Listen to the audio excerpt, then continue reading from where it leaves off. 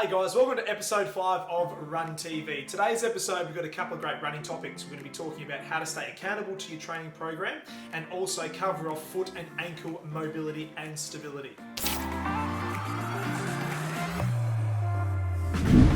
Okay, firstly now we're going to head out and catch up with Georgia and Margo, our running experts. And they're going to cover off a great topic of discussion, which is how to stay accountable to your training program and give you 5 great tips. So without further ado, let's get stuck in.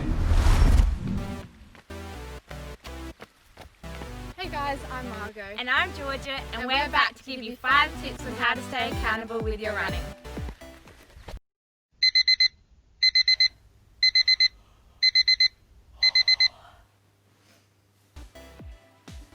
Tip number 1, be prepared. Have all your gear laid out the night before so it's quick and easy to put on in the morning.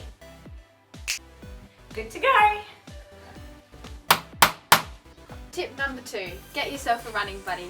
Having someone to run with on the days you don't feel like running can be a big help.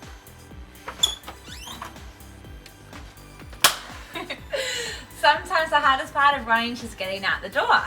You ready? Running with a friend can help push you further in training when you might feel like giving up.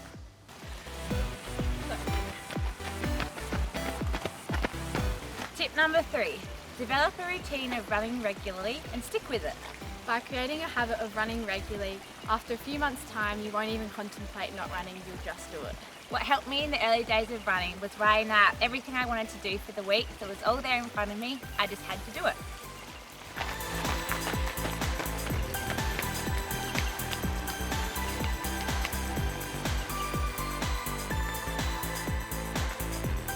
Tip number 4. Enter a race to give you something to aim for.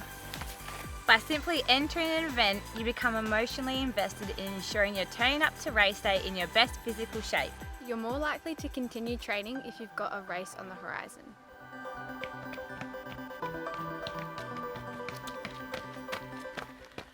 Our 5th and final tip is to set small attainable goals. This might be as simple as ticking off a certain amount of kilometres for the week or getting through 4 runs. Share them with your friends so they help you keep accountable for your goals. Thanks for tuning in, and we'll see you next time. Now we're going to head out to the gurus from Physiosmart. Max and Matt are going to go through the fundamental movement patterns for foot and ankle mobility and stability. So without further ado, let's head out to the guys now. Hello, I'm Max and this is Matt from Physiosmart, and we are talking about feet. So we're going to go through some quick tests that your feet should be able to do. The first one is dorsiflexion, your knee tracking over your toe. This is a really important movement for your foot. Quick test is grab your shoe, pop it on the ground. Can your knee pass your shoe? If so, tick. And it should be straight too, shouldn't it? It should be straight. Nice. If you can't, then there's a problem in that ankle that we need to work on. Next test is toe extension. So Matt's got his toe there. He should be able to get a degree of 90 through his toe there as he goes up, and it shouldn't be painful or sore, it should just feel nice and comfortable. So we'll go front on and let's go for some inversion, eversion, pronation, supination. Perfect. So eversion or pronating, rolling in. Matt should be able to control that movement in, and he should be able to control out into supination. So he should be able to keep his arch down as he rolls through, keeping his foot as flat as possible, and as he rolls out, keeping that toe down, creating an arch, and holding his foot nice and strong. Again, shouldn't be sore and painful, should just be able to rock between those two movements quite easily. Easy. Next one is tibial rotation. So if Matt stabilizes his knee, we're seeing can his foot rotate in and can it rotate out into tibial external and tibial internal rotation. Heel on the ground. Heel stays on the ground, foot stays flat. You should be able to get 20 degrees each way. Next one is plantar flexion. So that is you pointing your toes. If you sit back on your heels, you should be able to get your foot flat on the ground with your bottom touching your heel. Shouldn't feel sore through your foot or through your knee or your hip.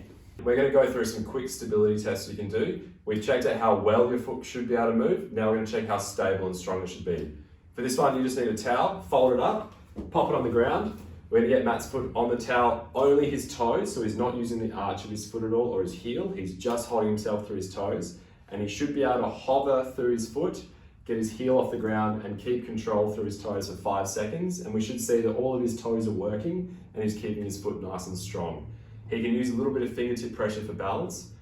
From there, he should be able to raise up into some toe extension and keep control through that calf raise. So this is checking how strong your toes are with a hover and then a raise all the way through. Test number 2 is about your heel and your subtalar control. So we're using the same towel, but we're going to stand on it with just our heel. Make sure the toes and the midfoot are off the towel, and you've got to keep your balance here. You should be able to do that for 10 seconds. Once you've passed that, you can then try rolling your foot in and out from side to side and make sure you can still keep your balance through your foot. This shouldn't feel blocked or painful at all. The last stability test is about the quadrants of your foot. So if you're balancing on one leg, you should be able to take your knee out to the side, at the back, roll forward, put your weight through your knee and your foot, keeping it outside your pinky toe, then roll inside your big toe, and then pull back to the inside of your foot, and then come back to the middle. So those 4 points you should be able to tick off around your foot, and you can have a play around there going both ways. You can go clockwise and anti-clockwise around the movement. Check that you've got the control through your foot. Check your movement, check your stability. We know if your foot moves well and you've got a strong and stable foot, this is the best foundation for everything above there, particularly hips, particularly knees. So I think the tip here is that let's make sure our feet move well and they're strong. Well, thank you so much for tuning in into today's episode. Huge shout out to Georgia and Margo for giving us 5 fantastic tips to stay accountable to your training program. And also a big shout out to the guys out at Physio Smart, Max and Matt, for giving us a little bit more insight into foot and ankle mobility and stability for runners. Now guys, if you got any comments or questions on this episode, please drop it in the comments field below. If there's anything you'd like us to cover in running content, please let us know. And if you haven't subscribed to our channel, please do so. We'll continue to bring as much running content to you at home as we possibly can. Thank you again for tuning in. Happy running, everybody. Stay safe and be kind to each other, and we will see you next time. Take care.